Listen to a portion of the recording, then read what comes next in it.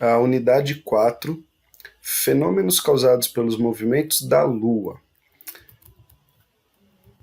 Bora lá.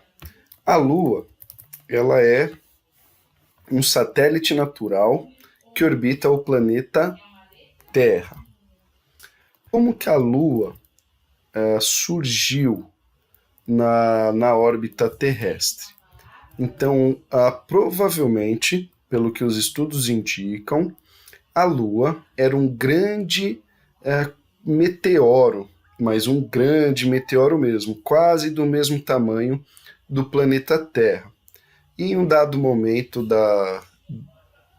do desenvolvimento do sistema solar, esses dois corpos celestes se chocaram.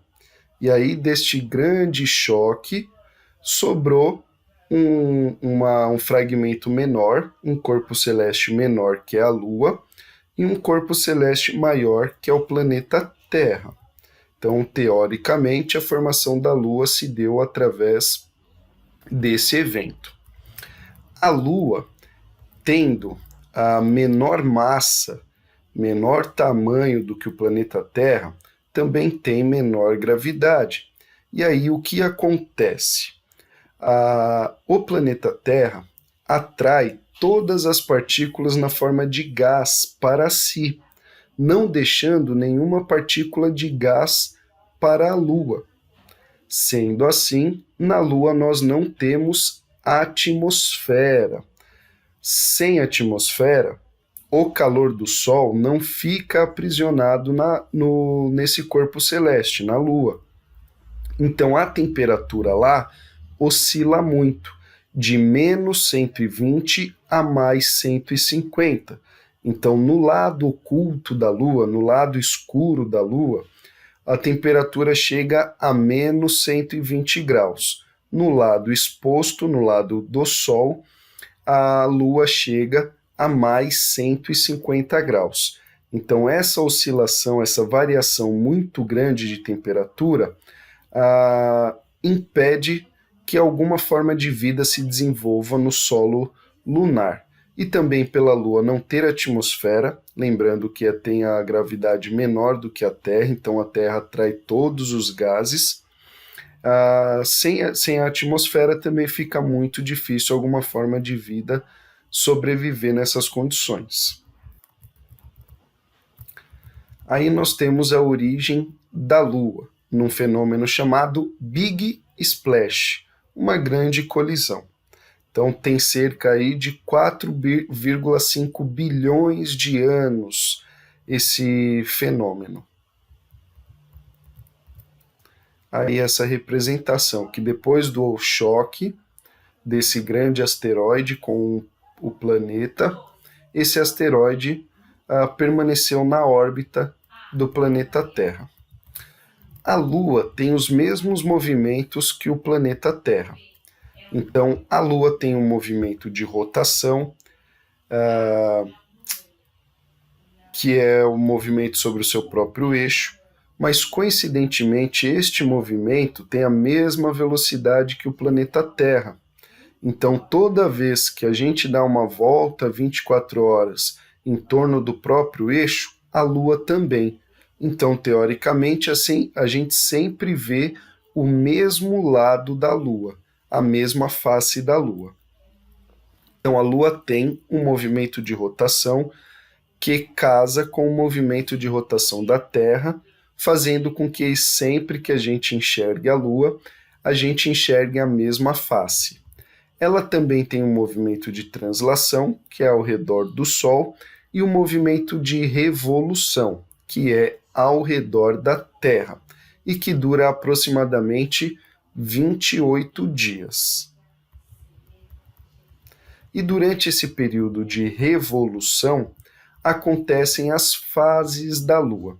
Então, as fases da Lua acontecem devido à sombra projetada do planeta Terra na Lua. Então, dependendo da posição em que a Lua esteja entre a Terra e o Sol, é uma fase diferente.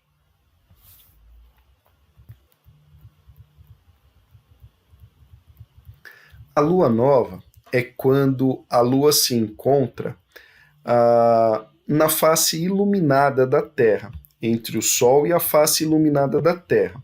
Então reparem que nessa ilustração, onde no planeta Terra é noite, na face escura do planeta Terra, deveria haver a Lua. Porém, a Lua está voltada no seu movimento de revolução para a face iluminada do planeta. Então, neste momento, a gente pode enxergar a Lua durante o dia, mas durante a noite a gente não enxerga. São as noites sem luar. Lua crescente ou quarto crescente é quando a gente vê metade. Então, reparem na ilustração, a Lua tem uma parte iluminada e uma parte não iluminada. Então, o que a gente vê desta Lua é apenas a parte iluminada. Nessa ilustração, dá a impressão de que a gente, durante o dia, enxergaria essa Lua, mas também durante a noite. Então, reparem na seta e na linha pontilhada. Então, nesta linha pontilhada é o período em que a Lua está percorrendo aí no quarto crescente. Então, esta linha pontilhada é o caminho que a Lua percorre na sua fase quarto crescente. E aí a gente enxerga apenas metade da Lua iluminada. Então, ela está de nova, passando para a Lua crescente. Ela está aumentando a sua área visível para nós aqui do planeta Terra durante a noite, na face não iluminada pelo Sol. A Lua cheia é quando o planeta está entre a Lua e o Sol. E aí a gente vê a Lua inteira iluminada, pelo menos uma das faces da Lua iluminada. E aí a gente enxerga porque a Lua, sendo um corpo iluminado, reflete a luz do Sol de volta para o planeta. E aí a gente enxerga a Lua cheia.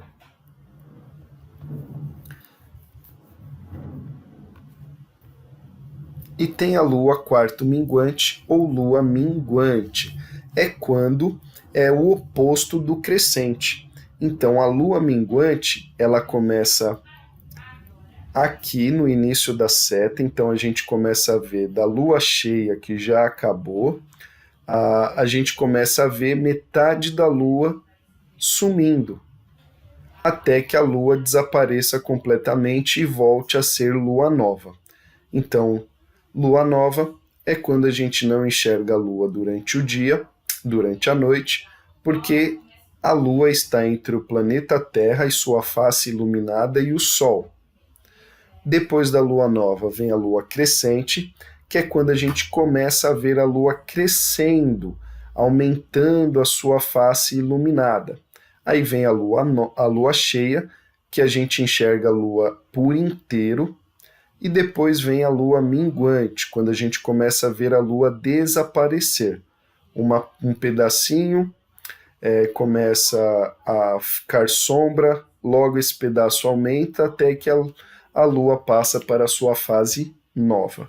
Então as fases da Lua acontecem devido à sombra projetada do planeta na Lua. E essa sombra tem relação ao movimento de revolução da Lua ao redor do planeta Terra. Então estão aí as fases da Lua e as suas etapas. Então a Lua nova, quarto crescente, Lua cheia e minguante. E depois da minguante ela volta a ser nova. Então essas fases da Lua duram um mês inteiro. A cada semana nós temos uma fase da Lua.